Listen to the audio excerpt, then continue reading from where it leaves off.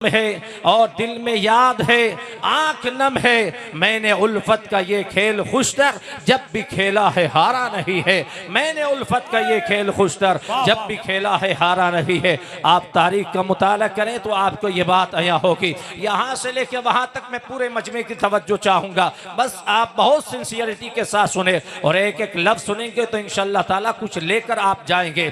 आप तारीख का मुताला करें तो आपको ये बात आया होगी कि दुनिया के पर्दे पर जब भी जुल्म फैला, जब भी इन्हिराफ फैला, जब भी बगावतें फैली, जब भी सजदे आवारा हुए, जब भी पेशानी गैरुल्लाह के सामने झुकने लगी और जुल्म अपने शबाब पर इतना पहुंच गया कि बंदों के दिलों से एहसास जुल्म फना हो गया, तब अल्लाह तबारक व तआला ने बंदों की हिदायत के लिए, उन्हें सिरात मुस्तकीम का रास्ता बताने के लिए, अपने तरफ बुलाने के लिए किसी न किसी पैगंबर को मबूस फरमाया। जनाब आदम अलैहिस्सलाम से लेके जनाब खातमुन नबिय्यीन था, यह सिलसिला जारी और सारी रहा। यके बाद दीगर अंबिया किराम दुनिया में जलवागर होते रहे और हर नबी अपने पीरियड में, अपने असर में, अपने जमाने में, अपने दौर में जो मिन जानिबिल्लाह उसकी ड्यूटी थी उसको अंजाम देता रहा। लेकिन तारीख का ये मुताला बड़ा दिलचस्प है कि अल्लाह ने जितने अपने पैगंबरों को भेजा उन्हें बगैर मादी ताकत के भेजा, बगैर आवानो अंसार के भेजा, बगैर मिलिट्री के भेजा, बगैर आर्मी के भेजा, बगैर तख्त के भेजा, बगैर सल्तनत के भेजा, बगैर जमीनी दुनिया की ताकत के भेजा। किसके मुकाबले में? फिरौन के मुकाबले में, वक्त के नमरूद के मुकाबले में, वक्त के जबावरा के मुकाबले में। फिरौन साहिब इख्तिदार था, जनाब इब्राहिम व जनाब मूसा को भी ताकत और पावर देकर भेजा जाता, जनाब इब्राहिम अलैहिस्सलाम को तन्हा भेजा गया। क्यों ऐसा किया गया था? जब मुकाबले में ताकत थी तो इधर भी तख्त दिया जाता, ताज दिया जाता, उसके बाद उतारा जाता, फिर टकराव होता। जानते हो ऐसा नहीं हुआ। वो खुदाए कद्र व जब्बार, वो जुल जलाली वल इकराम, वो मालिक अल मुल्क, जमीन और आसमान को पैदा करने वाला खुदा, जमीन की सल्तनतें बांटने वाला खुदा, जमीन की मिल्कियतें देने वाला खुदा अपने नबी को तन्हा उतार रहा है। इसमें क्या हिकमत बालिगा है? इसमें क्या राज है? अगर अल्लाह ताला अपने पैगंबरों को भी तख्त और ताज देकर भेजता और दोनों में टकराव होता और फिर और नमरूद तबाह होते तो दुनिया ये कहती ये ताकत की कामयाबी है। एक कामयाब हुआ,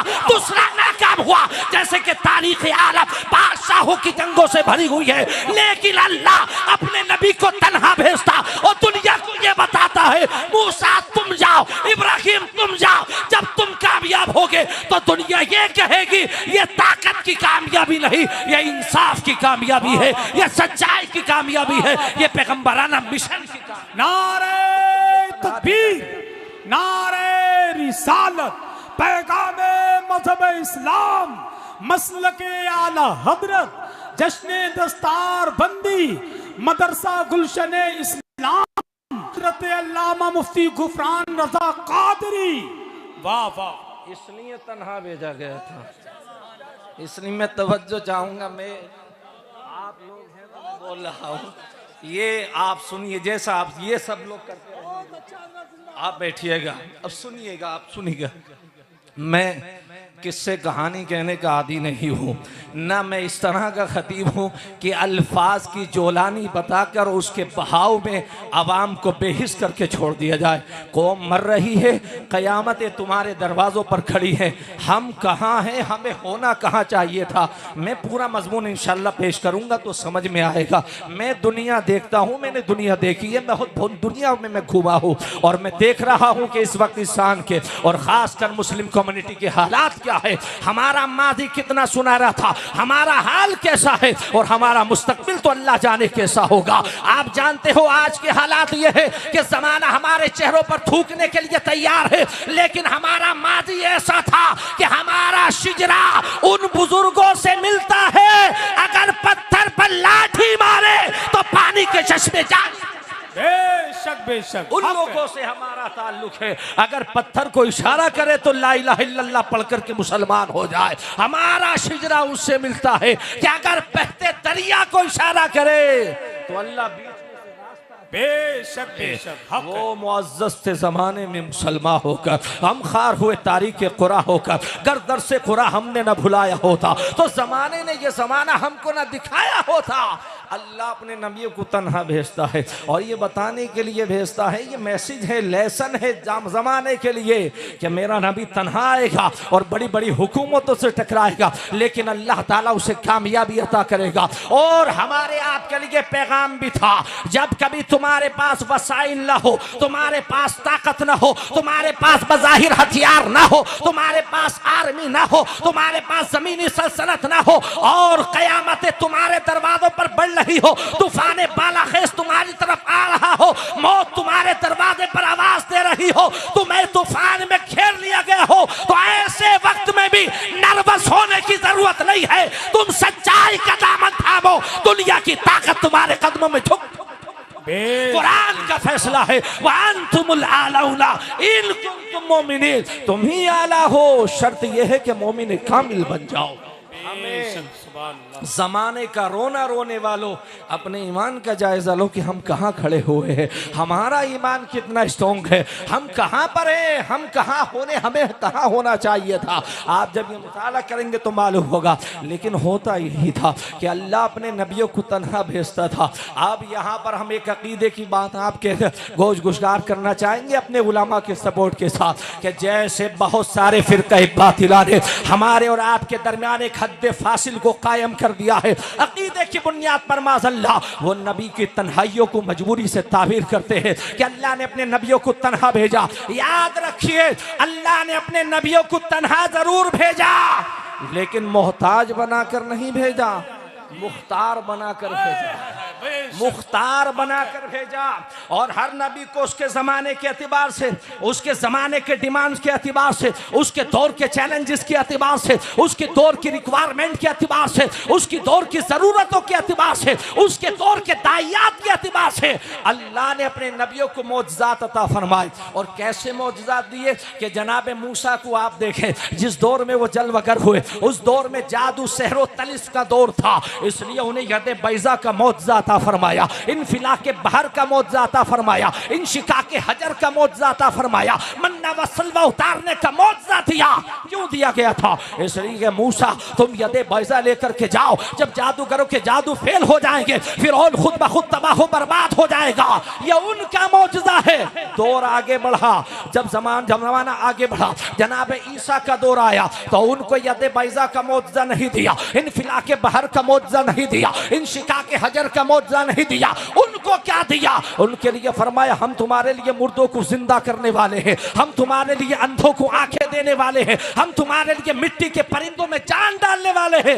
उनको ये मोजज़ा दिया गया। क्यों दिया गया? इसलिए कि वो जिस दौर में जलवागर हुए थे, उस दौर में यूनान का मेडिकल साइंस, यूनान का मेडिकल साइंस कौन सा यूनान? अरस्तु का यूनान, सुकरात का यूनान, बुआली सीना का यूनान, अरस्तातालिस का यूनान, जिनका दावा ये था कि हमने दुनिया की हर बीमारी का इलाज तलाश कर लिया है सिवाय एक बीमारी के जिसका नाम मौत है। हमारा रिसर्च जारी है, जिस दिन इसकी कोई वैक्सीन बना दी जाएगी, इसकी मेडिसिन को तैयार कर लिया जाएगा, इसकी दवा बना दी जाएगी, उसके बाद किसी को नहीं मरना होगा, उसके बाद किसी को कब्र में जाना नहीं होगा, फिर हश्र की कैफियत नहीं होंगी, फिर नश्र बर्पा नहीं होगा, कब्र के सवालात नहीं होंगे। मौत जो एक खत्मी फैसला था, मौत जो एक अटल फैसला है, यूनान के तबीबों ने कोशिश की थी कि मौत को एक बीमारी समझा था। ऐसे दौर में अल्लाह ने अपने नबी को मसीहा बनाकर भेजा। फरमाया ईसा तुम जाओ और जाने के बाद मुर्दे को ठोकर मारो, जब मुर्दा खड़ा होगा तो जमाना पुकार कर कहेगा,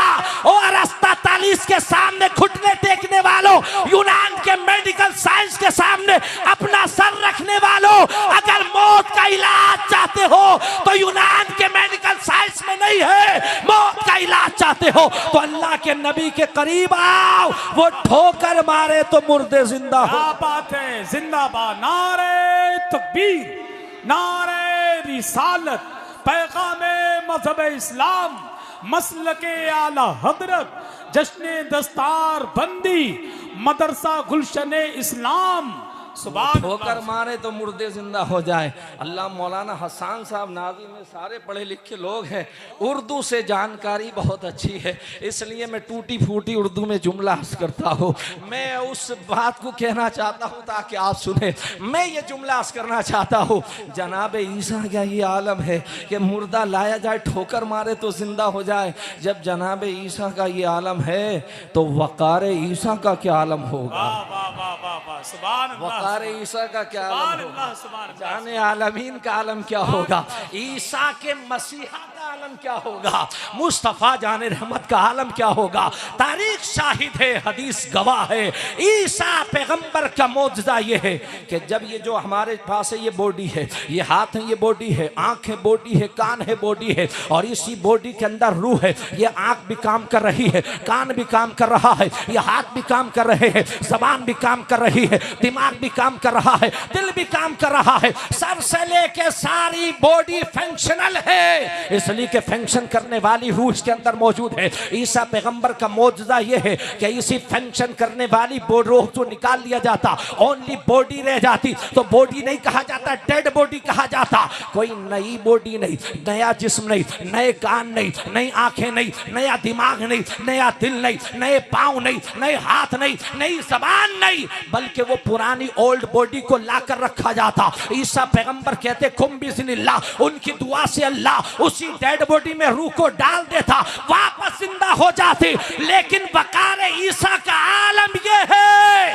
कि मुस्तफ़ा की बारगाह में बिलाल डेड बॉडी लेकर नहीं आया, पत्थर लेकर आया। मुस्तफ़ा ने इशारा किया, अल्लाह ने रूह भी अता की है। बेशक क्या बात है, मुस्तफ़ा जाने रहमत है, ये सब्ज़े गुम्मत के मकी है, ये सरवरे कायनात हैं।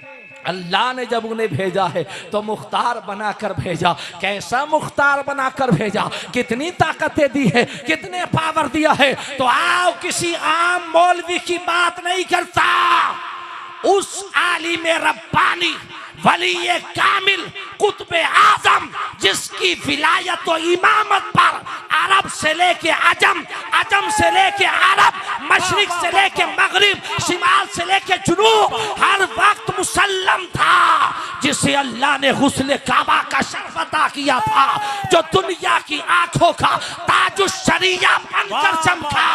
वो बरेली का अख्तर रजा कहता है, नबी के पावर की बात करते हो, उनके पावर का आलम यह है जहां बानी अता कर दे, बानी जन्नत हिबा कर दे।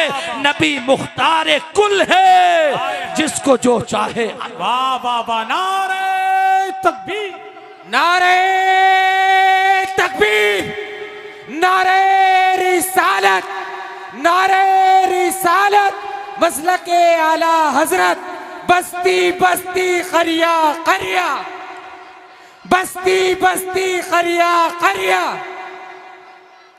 इल्म का दरिया, इल्म का दरिया, नारे तकबीर।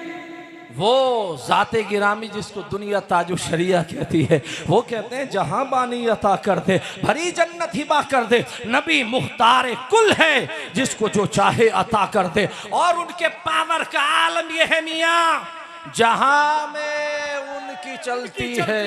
क्या बात है, हक है। जहां में उनकी चलती है, किसी की एक पंचायत में चलती है, एक स्टेट में, एक जिले में चलती है, किसी की एक मुल्क में चलती है, और जबरदस्ती चलाने की कोशिश करता है। लेकिन नबी की पावर का आलम यह है कि जमीन में भी उनकी चलती है और आसमानों में भी उनकी चलती है। आला तो चलेगी क्यों ना, इसलिए सब बना ही। हाँ, तो जो जिसके लिए बनता है उसी की चलती है ना। आला हजरत इमाम अहले सुन्नत ने कितना सच्चा अकीदा दिया। जमीनो जमा तुम्हारे लिए, मकीनो मक्का तुम्हारे लिए, चुनीनो चुना तुम्हारे लिए, और या रसूल अल्लाह बने तो जहां तुम्हारे लिए, दहन में जबा तुम्हारे लिए, बदन में है जा तुम्हारे लिए, आका हमारे यहाँ तुम्हारे लिए, उठे भी वहां तुम्हारे लिए।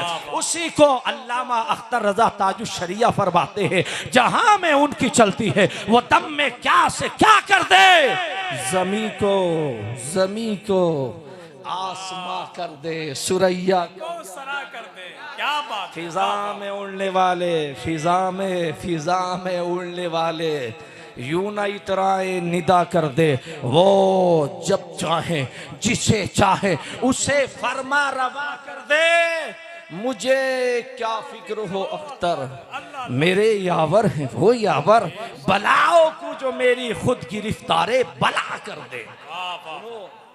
हुजूर पाक सल्लल्लाहु अलैहि वसल्लम जनाब आदम से लेके ईसा पैगंबर तक, और ईसा के बाद वो ज़ात आई, वो अजीम ज़ात गिरामी को अल्लाह ताला ने जलवागर किया, जिनके सर के ऊपर ताजे ख़त्म नबुव्वत को सजाया। ताजे ख़त्म नबुव्वत को मेरे आका सरवर कायनात सल्लल्लाहु अलैहि वसल्लम, आज दुनिया में बहुत सारी ताकतें हैं जो इस ख़त्म नबुव्वत पर डाका डालने की कोशिश करती है, और यूरोप के पूरे सपोर्ट के साथ यहूद और नसारा के पेट्रोल डॉलर के जरिए से दुनिया को ये पैगाम देने की कोशिश करती है। माज़अल्लाह, कभी वो कादियान से किसी अंधे को पकड़ लाती है, कभी कहीं से किसी को पकड़ लाती है। मुस्तफा जान अहमद की अजमतों का आलम यह है, कुरान कहता है मा काना मुहम्मदुन अबा अहदिम मिन रिजालिकुम वलाकिन रसूलुल्लाहि व खातमुन नबिय्यीन। Our holy prophet sallallahu alaihi wasallam, last and final messenger of God, Mustafa जानिमत अल्लाह के आखिरी रसूल हैं, अल्लाह के आखिरी पैगंबर हैं।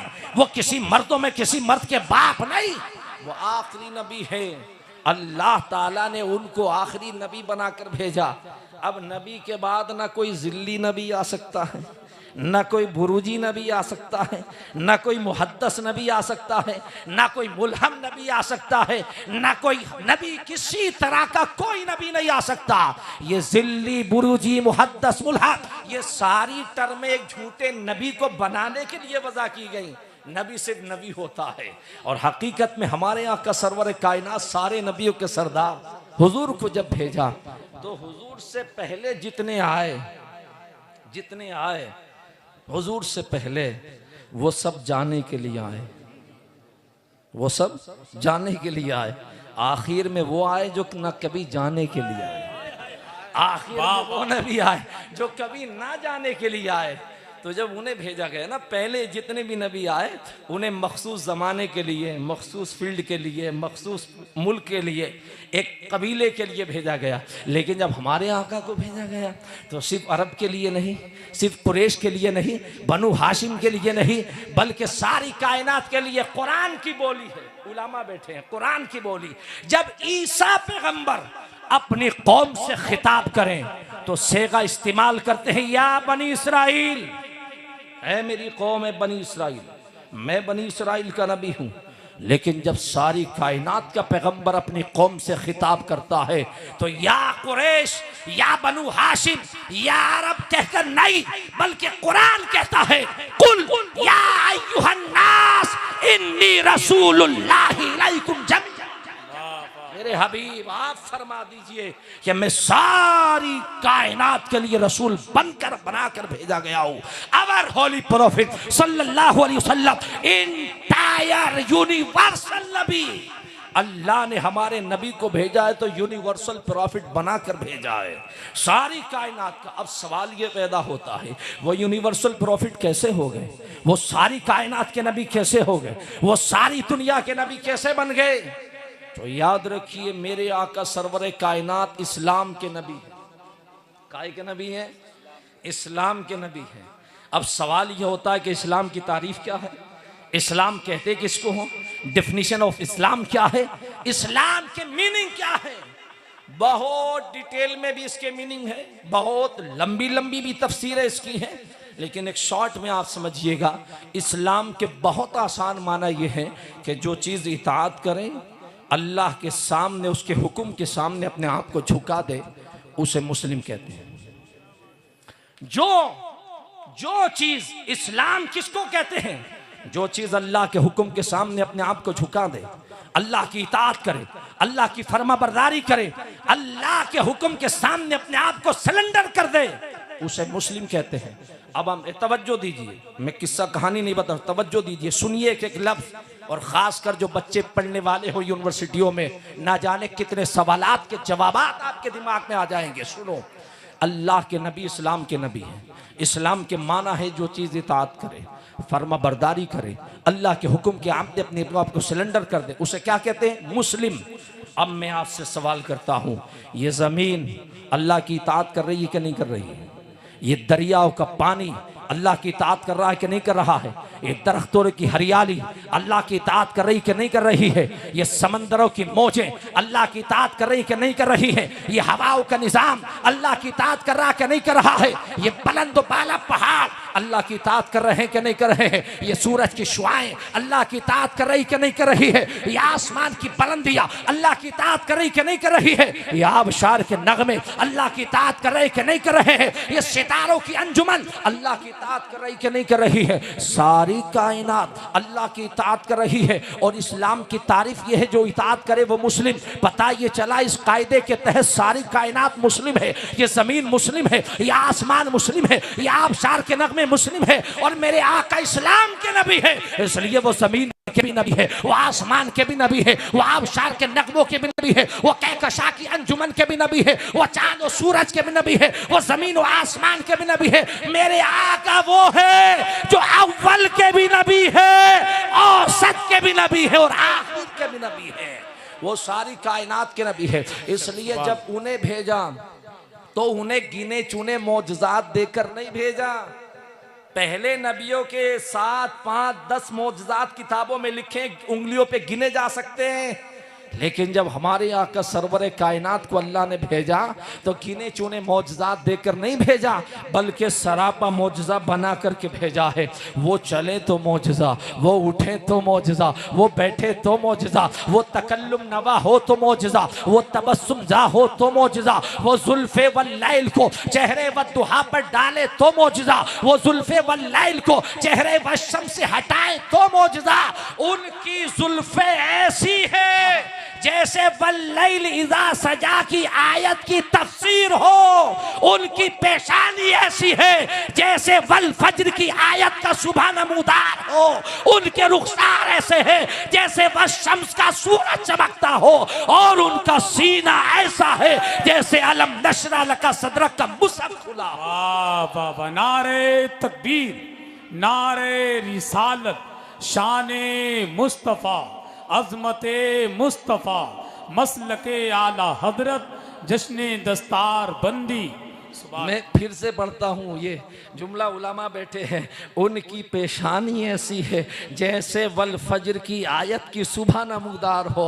उनकी चश्माने मुबारक ऐसी है जैसे बहरीन तकद्दुस के नगीने जुड़े हो, और उनकी जुल्फ़े ऐसी है जैसे वल्लैल की चादर तनी हो। उनके रुखसार ऐसे हैं जैसे वद्दुहा का खुतबा खुला, जैसे वद्दुहा का खुतबा खुला हो। ये मुस्तफ़ा जाने रहमत हैं। जब उन्हें भेजा तो सरापा मौजज़ा बनाकर भेजा। याद रखिए, हम चलते हैं तो ठोकरों के हामिल होते हैं, जब नबी चलता है तो सिरात मुस्तकीम सामने होती है, कुरान की ज़ीनत सामने होती है। ये मुस्तफ़ा जान रहमत है। मेरे आका सरवरे कायनात के बेशुमार अनगिनत मौजज़ात हैं, अनगिनत। लेकिन उसमें एक सबसे बड़ा मौजज़ा है जो हमारे हाथों में है, हमारे सामने है, हमारी आंखों के सामने है। आयत अरबी ज़बान में कुरान की एक मुकम्मल जुमले, सेंटेंस को भी कहते हैं, और आयत अरबी ज़बान में मौजज़े को भी कहते हैं। मेरे सरकार के अनगिनत मौजज़ात हैं, लेकिन एक सबसे बड़ा मौजज़ा है जो हमारे हाथों में है, जिसको हमने बड़े दबीज गिलाफ में लपेटकर अपने मकान की उस ऊंची ताक पर रखा है जहां जिंदगी का हाथ ना पहुंचने पाए।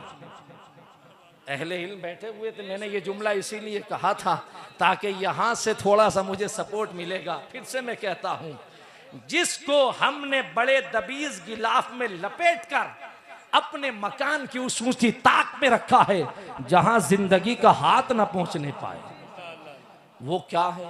वो कुरान पाक है।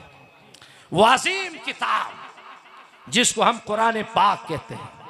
आज आप मुझसे दुनिया के तमाम मसाइल का हल, गजा से लेकर के ईरान, ईरान से लेकर के दूसरे ममालिक, हिंदुस्तान की हालात, अगर हम मुझसे पूछे कि ये प्रॉब्लम क्रिएट क्यों है, तो उसका एक जुमले में आप जवाब दे, मैं जवाब दूंगा उसका यही कि ये सारे हालात कुरान पाक की दूरी की बुनियाद। सही बात है, सही बात है, सही बात। अगर आज हमारी कौम ने कुरान पाक को सीने से लगाया होता, यार अजीब बात है, अल्लाह अल्लाह। इस्लाम से पहले जो दौर था, इस्लाम से उस दौर को क्या कहते हैं, क्या कहते हैं? उस दौर को दौरे जाहिलियत से ताबीर करते हैं। क्या कहते हैं? और इस्लाम के बाद वाले दौर को जब इस्लाम आ गया तो क्या कहते हैं? दौरे इस्लाम। जाहिलियत के मुकाबले में इस्लाम को रखा गया। जाहिलियत था तो दौरे इल्म होता, इस्लाम क्यों रखा गया? और अगर ये दौरे इस्लाम है तो वो दौरे जाहिलियत नहीं, दौरे कुफ्र होता। इस्लाम के मुकाबले में कुफ्र को रखा जाता, और उधर अगर जाहिलियत थी तो इसके मुकाबले में इल्म को रखा जाता। जाहिलियत के मुकाबले में इस्लाम को रखा गया, ये बताने के लिए कि जहां इस्लाम होगा वहां जाहिलियत नहीं होगी, और जहां जाहिलियत होगी वहां इस्लाम नहीं होगा। ये कैसा इस्लाम है कि इस्लाम का नाम भी है और जाहिलियत भी हमारे दरवाजों में घुसी हुई है? ये कौन सा इस्लाम है? किस इस्लाम को हम मानने वाले हैं? किस मुहम्मदुर रसूलुल्लाह का कलमा पढ़ने वाले हैं? जानते हो आज हम